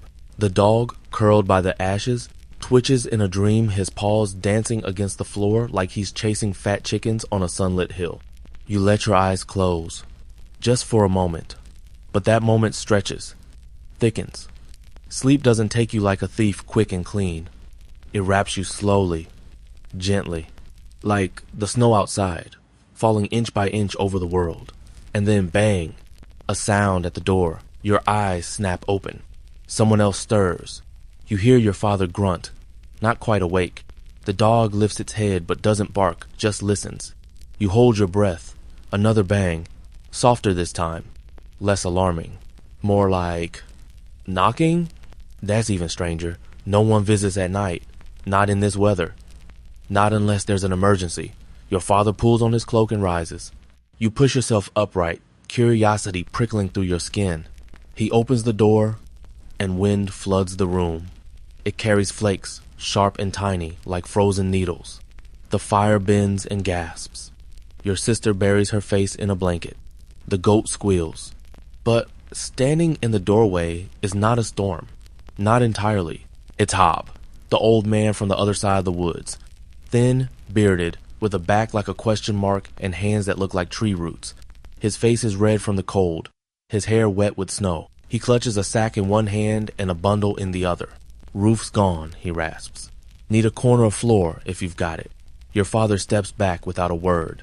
Hob enters like a drifting twig, slow, cautious, shivering so hard his knees knock. You've never seen him up close, only at a distance. He lives alone in a stone hut with moss on the roof and smoke that always smells like mushrooms. But tonight, he is just another human in need of fire, and that makes him family. He collapses near the hearth with a grunt. Your mother brings a cup of water. Your sister hands him the goat blanket. Hob doesn't speak for a while. He just stares into the fire, the flames reflecting in eyes that have seen more winters than you've lived days. After a few minutes, he opens the sack. Inside, a small pouch of salt, a dried apple, and incredibly a piece of cheese. Trade, he croaks, offering it toward your father. For the floor. Your father grunts a noise that means yes, no, maybe, and gets some sleep all at once. The cheese is passed around in reverent silence. It's hard as stone, probably older than your youngest sibling, and smells like a foot that's had opinions. But it's cheese. Actual cheese. You let it melt on your tongue, tiny piece by tiny piece. Hob stays by the fire. Doesn't talk much. Just warms himself, sips the water, and eventually curls up with the goat blanket and starts snoring. Historians often ask if medieval peasants took in strangers during winter. Some sources say no resources were too scarce. Others argue that hospitality was sacred, especially in desperate times. Tonight, you don't question it. There's always room near the fire. Even for someone who smells like mushrooms and old boots. Sleep returns slowly. This time, it finds all of you packed tighter than usual, but warmer too. The dog has wedged itself between Hob and the hearth. The goat is snoring softly, like a furry accordion. And you lie back. The last trace of cheese still on your tongue. Your face warmed by firelight. Your breath steady and soft. Outside, the snow continues to fall, covering the world in a quiet deeper than silence. You wake to a strange brightness. At first, you think it's morning. Maybe the clouds have cleared. Maybe, just maybe, the sun has returned with a bit of mercy. But then you realize the light is too white, too even. You blink and sit up. The room still smells like firewood and goats and stale cheese. Hob is curled near the hearth like a gnarled log. The goat's breath puffs steadily against your knee. But outside, through the cracks in the wood and the tiny pane of horn that serves as your window, everything is glowing. Moonlight and snow. A fresh blanket, thick and clean, has turned the world outside into a frozen sea of silver. Every rooftop, every fence post, every bare tree branch now sparkles like crystal. You rise slowly, careful not to wake the pile of bodies around you. Your feet touch the cold floor with a wince. The fire is mostly coals, but there's still warmth if you keep your knees tucked in and your breath slow. You lift the curtain that separates your shared space from the door and peek through. It's magical. That word rarely fits your world, but tonight, it does. No wind, no sound, just the white expanse and the soft blue shimmer of moonlight bouncing off every edge. You push the door open a little, just a crack. Cold rushes in sharp and honest, but not cruel. The kind of cold that asks you to come out and see what is done to the world. So you step out, just a foot, barely. Your boots crunch softly against the top layer of snow, which gives way like crusted sugar. The air feels lighter tonight, less like a burden, more like a secret being whispered. You walk a few steps into the yard. Behind you, the hut is dark, save for the dim orange glow of dying coals. The rest of the village sleeps. Roofs rounded under snow, paths erased. the well capped with a thick ring of frost that sparkles like a crown. You turn your head skyward. Stars, real ones. So many stars you forget to breathe. They pierce the sky like pinholes in a dark sheet. Some shimmer, some flicker. Some feel so close you could pluck them like berries. You didn't know the sky could hold this many? You didn't know you could still feel wonder? Historians write about medieval peasants as practical people bound by survival, too busy for beauty, but that can't be the whole story. Somewhere between gathering wood and boiling weeds, there must have been nights like this. Nights where a child snuck outside just to look, where someone gasped at the moon, where the stars were not just navigation, they were stories. You lie back in the snow, just for a moment. The cold seeps in fast, but you don't care, because above you is the entire sky, and for once, it's not angry. You try to name the constellations. You know, a few: the hunter, the plow, the snake. Your grandmother used to point them out with a bony finger, telling stories of how each one came to be. That one, she'd whisper, is the frozen hare. It only runs in winter. That's why you never see it in the warm months. You believed her. Part of you still does. You close your eyes and try to remember her voice. Try to remember the way she smelled like cloves and wool and dried lavender from the rafters. She's been gone 2 winters now. But tonight, under this sky, you could almost believe she's sitting beside you, pointing upward again with that crooked hand. See? She'd say. Even the stars get cold. You smile, then shiver, then rise. The cold is catching up now. Your cloak helps, but not enough. Your fingers are starting to sting. Your ears burn from the wind that wasn't there 10 minutes ago. You turn back toward the hut. Your footprints are the only ones in the yard, strange temporary tunnels pressed into snow that will vanish by morning. You open the door quietly and slip inside. Warmth meets you like an old friend. The fire, the goat breath, the stale stew pot, it all wraps around you like a scratchy hug. You settle back into your place in the pile. Someone grumbles. Someone else sighs. Hob shifts slightly and lets out a wheeze that might have once been a snore. You close your eyes again, and this time, the stars come with you. Not above, but behind your eyelids, tiny sparks dancing through your dreams, weaving frozen hairs and snow-heavy trees into stories only you will remember.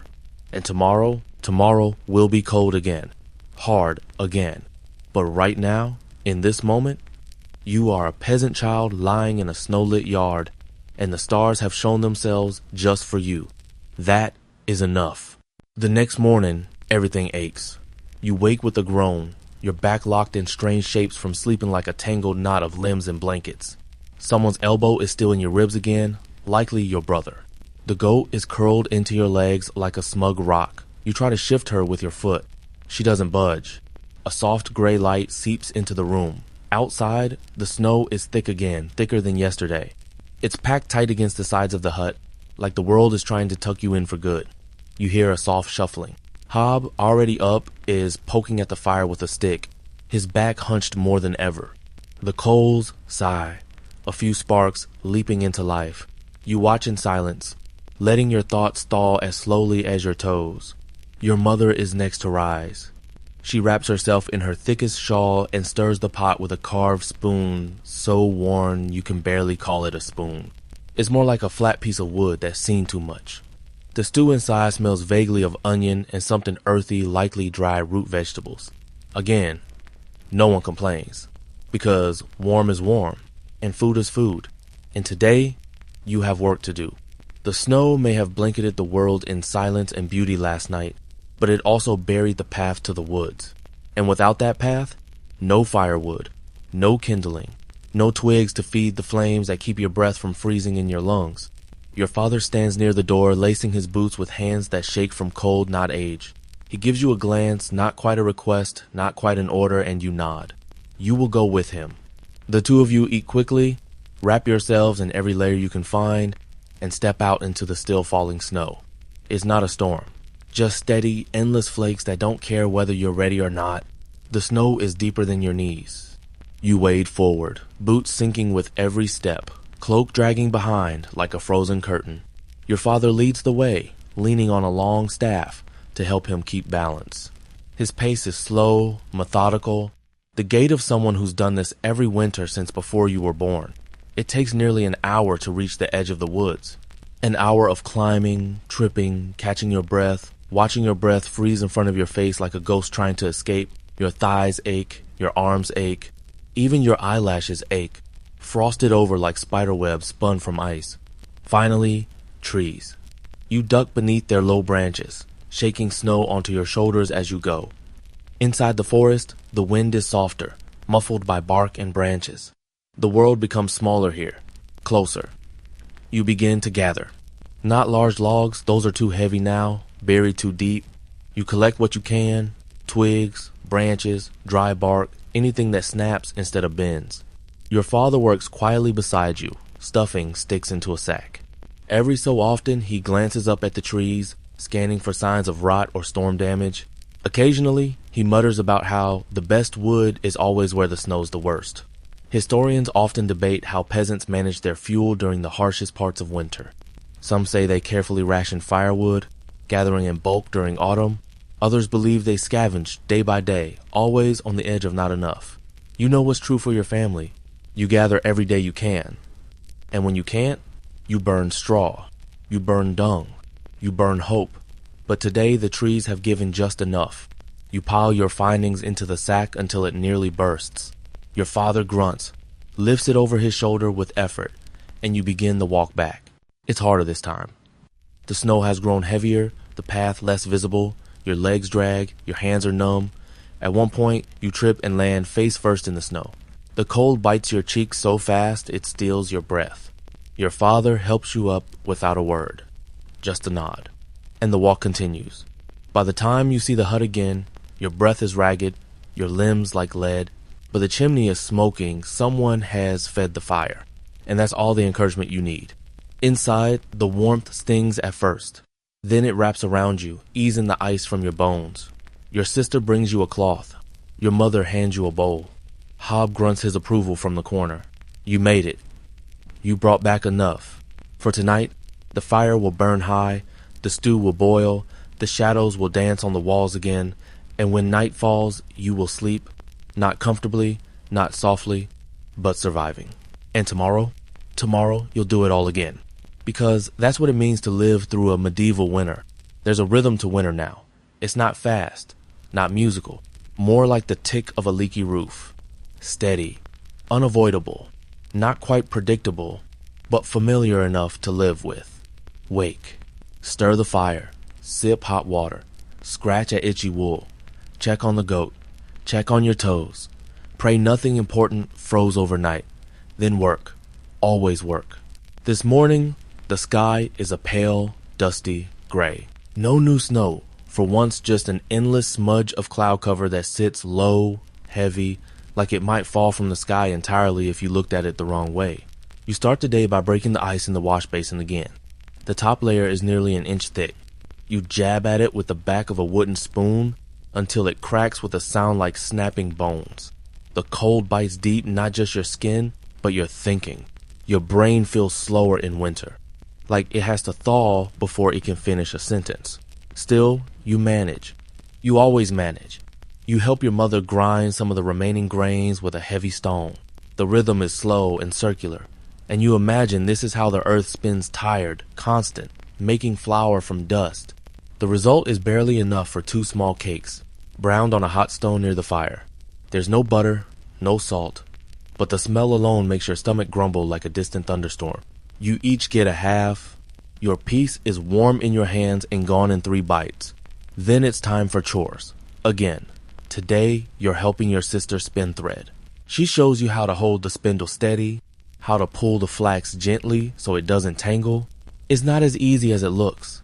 The fibers snag, your fingers cramp. You mutter a few words that you pretend are prayers, though your sister smirks and knows better. Still, you get into a rhythm. Pull, twist, wind. The spindle hums as it turns. The fire crackles softly behind you. The goat snores in the corner. And for a brief moment, it feels like peace. Not joy, not comfort, just the quiet kind of okay that winter sometimes allows when it's not being mean. Your sister starts to hum again the same lullaby she always does. The one about the girl and the snowstorm and the stars that blink her home. You hum along, not in tune, but that's not the point. Historians still debate how skilled medieval peasants were at crafts like spinning and weaving. Some say it was a basic necessity, learned young. Others suggest only a few became proficient while the rest fumbled through. You're definitely in the second group. But that doesn't stop your hands from learning. Little by little, thread by thread, knot by knot. The door creaks open, your father, back from checking the path to the stream. He stamps snow from his boots, shakes out his cloak, and mutters something about more snow coming. You glance outside. The sky hasn't changed, but your bones agree with him. Snow is coming. You gather some extra firewood from the stash behind the curtain. It's damp, but it'll burn if coaxed. You build the fire a little higher, just in case. Then you gather some straw and lay it near the hearth. Tonight might be one of those nights, the kind where you all sleep in a tighter heap than usual. Every inch of warmth needed, every breath shared. Your mother nods approvingly. She doesn't say thank you. She doesn't have to. You eat early. Another broth. This one thinner than yesterday's. Just a few bits of dried root and a sliver of cabbage from the back of the larder. The meal takes 10 minutes to eat and 2 hours to forget you're still hungry. But you feel better with something warm inside you. You stretch out on the floor, cloak tucked around you, watching the shadows stretch along the walls. Hob snores in the corner again, not loud, just rhythmic. Like an old saw dragging through soft wood, the goat lets out a sneeze. No one flinches. It's become part of the background music of your life. As the light fades, your brother tells a story, something about a wolf who got lost in a snowstorm and was saved by a bird. It makes no sense, but that doesn't matter. His voice fills the room, and the warmth from the fire and the soft hum of the spindle carry it along like a lullaby in disguise. You smile, because even now, even in a world of frostbite and frost-covered roofs, there are stories. There is thread. There is song. There is life. And that is enough. It's market day. Or at least, it would be if there were a market. You sit by the fire, boots in hand, and stare at the laces like they might tie themselves. Your mother said there's a chance a traveling peddler might pass through. Might. It's the kind of word that's both hope and warning at the same time. But even might is reason enough to prepare. There's talk of salt, dried berries, candles, even whispers of fish, salted and strung up like tiny silver flags. So you bundle up, layer after layer, until your arms barely bend and your knees creak with every step. You've worn these same wool wrappings so many times they smell like a memory. Damp wool, hearth smoke, and just a hint of goat. Your father hands you a pouch, a small, worn thing with a single copper coin inside, along with 2 nails and a pebble. The coin is real. The rest is bluff. It makes the pouch look fuller. He gives you a look, the look that says, you know how to trade. You've done it before. Be careful. Come back. And that's enough. You pull your scarf tight and step outside. The snow has softened underfoot, trodden down by other hopefuls. A few neighbors are out, bundled shapes, heads down, trudging toward the center of the village like pilgrims, chasing the rumor of something better. You nod at old Rena, who nods back with her usual suspicious squint. Behind her, her youngest tugs at her sleeve and points at the sky, where a hawk circles once, twice, then disappears into the clouds. You follow the small crowd toward the center of the hamlet, a half-frozen circle where the snow's been cleared enough to stand and stamp your feet in place while pretending it's not too cold to care. No stalls, no tents, just people, waiting. There's a hum of conversation, mostly low, mostly repetitive. Think he'll come? He came last winter. He didn't stay long. Did he bring flour last time? No, that was the tanner from Eastfield. A whistle cuts the air, then hooves. Small, careful, crunching hooves. And then he appears. The peddler. A hunched man on a shaggy pony, a cart behind him, rattling with covered bundles and swaying sacks. The cart is painted, or was, once upon a better time now chipped and weather-worn, like it survived 100 winters and forgotten how to be bright. The crowd shuffles closer. Not too close, no one wants to seem desperate, but close enough to be ready. The peddler climbs down, grunts, cracks his back like it's a bargain that never quite paid off. No one speaks yet. He unwraps the bundle slowly, methodically revealing candles, ropes, beads of carved bone, tiny packets of herbs, jars of pickled something, and rolls of dried fish tied together like garlands. A murmur passes through the villagers, like wind, through dry reeds. Trade begins. It's not loud, no shouting, just quiet bartering, hands waving over goods, whispers of value. A nail for a candle stub, a comb for a sliver of soap, a promise for a second-hand mitten. You wait your turn. Your father's coin is heavy in your pocket, not in weight, but in meaning. It might be the only one you have for weeks. You approach the peddler. He eyes your scarf, your boots, your outstretched hand. Coin? He rasps. You nod. Show. You open the pouch. He peers inside, scoffs at the nails and pebble, then nods when he sees the copper. What'll it be? He asks, voice like sand on stone. You eye the fish. You eye the candles. But your stomach makes the choice for you. Dried berries, you whisper. He nods, reaches behind a sack, and pulls out a small cloth twist. Opens it. Reveals a tiny handful of shriveled red gems, currants, or maybe something rare. He smells them, shrugs, and drops them into your hand. The coin disappears. The trade is done. You step back, clutching the cloth like treasure. Because it is. Historians often wonder how peasants survived without money. The truth is, they didn't always. They survived on barter, on credit, on goodwill, and guesswork. Coins were rare and precious. You walk back slowly, the packet of berries hidden deep in your cloak. Not because anyone would steal it not here, but because it feels too special to show. When you return to the hut, the fire is burning high. Hob is telling a story, gesturing with his knobby hands. Something about a chicken that cursed a night. Your sister laughs. You sit. You unwrap the cloth. The smell hits first, sweet, sharp, almost dizzying. You pass it around. Each person takes one berry. No more. Your mother makes a tea from the rest, crushed in the hot water, the scent filling the room like a forgotten summer. And for a while, as you sip from a shared cup and listen to Hob's increasingly ridiculous tale, winter feels far away. Because tonight, in a room full of smoke and laughter and warmth, you traded one coin for something priceless. A memory. The berries are gone. The warmth they brought still lingers in the back of your throat, like a dream you're not ready to forget. But food doesn't last long here, not in winter. Not in this life. What matters now is the story they've become. Because every good thing in winter becomes a story. That handful of berries, already being remembered more fondly than it was experienced. The time we had currant tea, your sister says, and Hob made us laugh so hard the goat sneeze. Everyone chuckles. You nod. It's true. That memory will age well. But the next morning is back to the same cold rhythm. Wake. Fire. Water. Breath. You stretch. Slowly and sorely, like an old beam creaking into place. Your feet touch the floor and you curse the air through your teeth. It's colder today.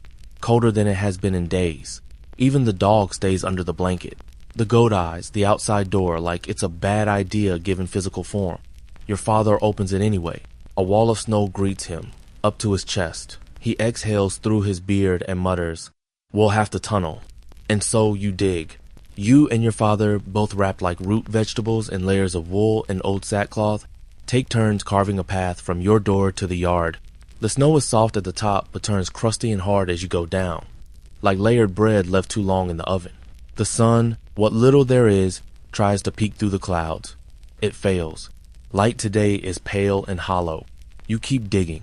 The tunnel forms slowly a crooked trench lined with lumps of white, leading to the woodshed and the latrine and, eventually, the path out of the village. Other homes are doing the same. You see bent figures scraping, shoveling, hacking at the drifted walls. There's something comforting about that. Even when the world is buried, people still move, still work, still make room for tomorrow. You reach the shed.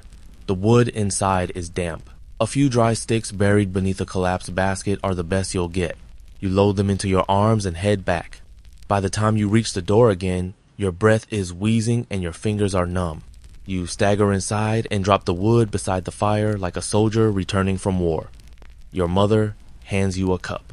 Just water but hot water. That changes everything. You hold it in your raw hands like it's made of gold. The steam rises slowly, fogging your eyelashes. You drink slowly, savoring each swallow. Outside, the snow tunnel glows faintly. The sky remains heavy with clouds, and more flakes begin to fall. You stare out the door for a long while, then close it gently. sealing winter back outside.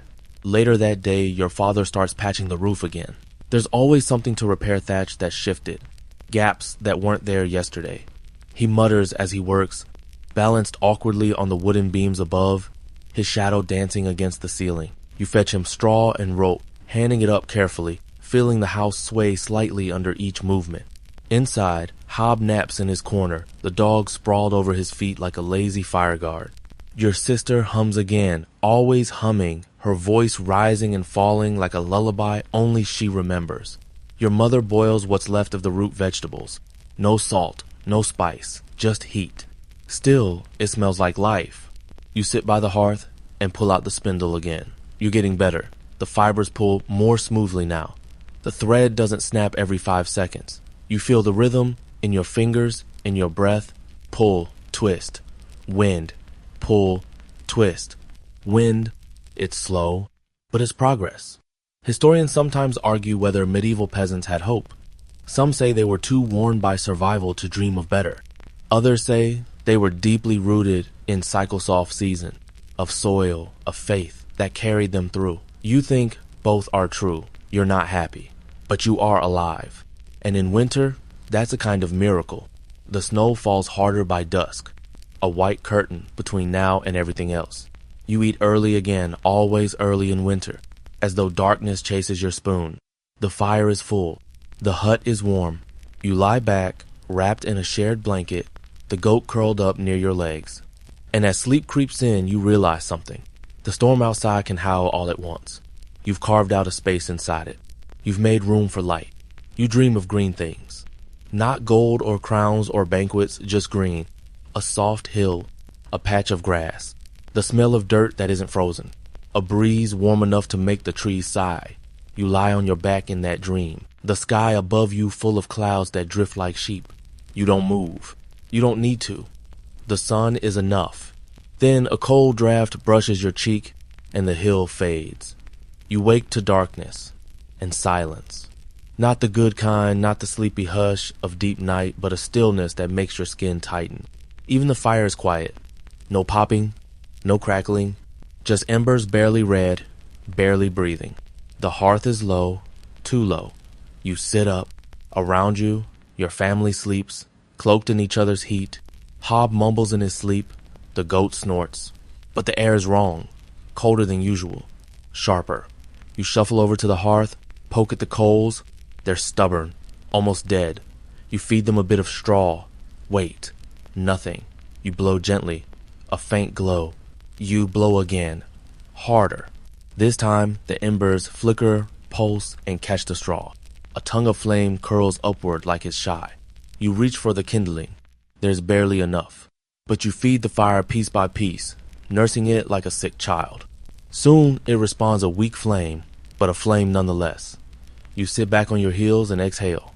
Fire, you've learned, is like a person. It needs attention, patience, a sense of timing. Too much fuel too fast, and it chokes. Too little, and it dies quietly, in the corner, without complaint. Behind you, your brother stirs and grunts. Your mother pulls the blanket tighter. You smile in the dark. The fire lives. And so do you. In the morning, the storm has passed. The world outside is new again, wiped clean, like the sky picked up the earth, shook it gently, and set it down with a sigh. The snowbanks are higher, the air clearer. Even the sun makes an appearance, a brief golden guest on the edge of the clouds. You bundle up and step outside. The snow is deep, but softer now. You can walk on top of it in places, your boots crunching lightly. It's quiet but not silent. Birds, just a few. Faint chirps from the bare trees, like hopeful notes from a forgotten song. You tilt your head, smile. You walk to the edge of the yard, shovel in hand, clearing the tunnel again. It's muscle work, cold work. But your body is used to it now. Winter has shaped it like a potter shapes clay. Your arms are stronger, your steps more certain. You think of the first days of snow when everything felt impossible. Now it's routine. And in that routine, there's peace.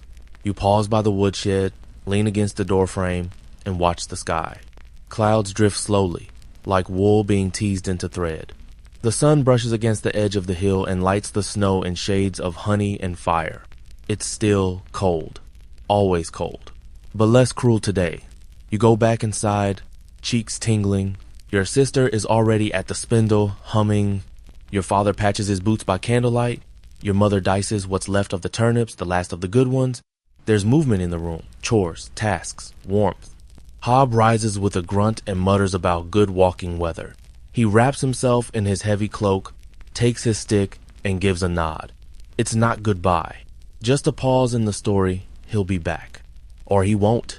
But either way, the fire burns a little brighter when he opens the door, lets the light in, and disappears into the trees.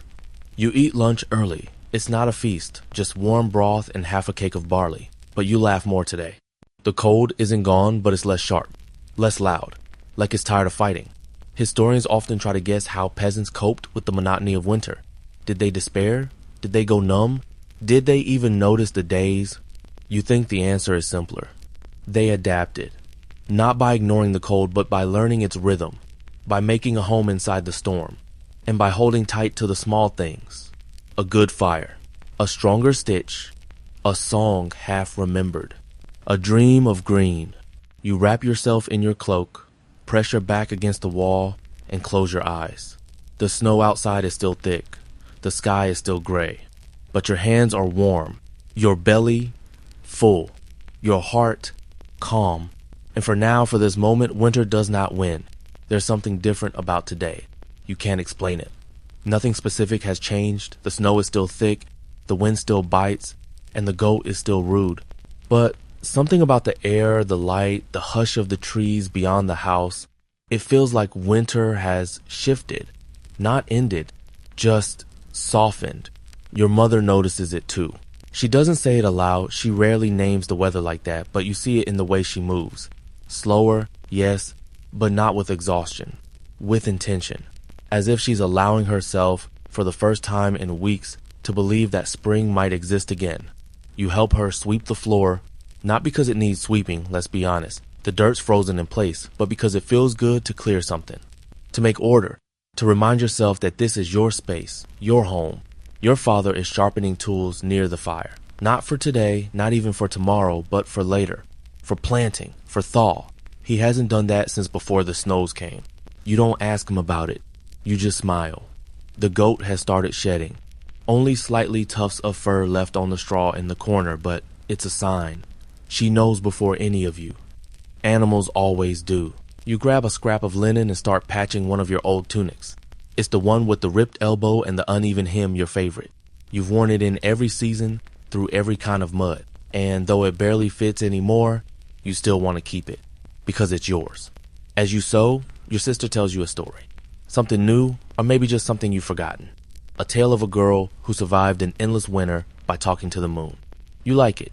You ask her to tell it again later. Outside, the clouds part for a while. Sunlight spills in through the horn window, catching the dust and golden flakes that dance in the warm air above the fire. You all stop to watch. No one speaks. Even the dog lifts its head. The silence is not empty, it's full, like a bowl held out for the first rain. Your mother closes her eyes. Just for a moment. Your father leans back against the wall, eyes still on the window.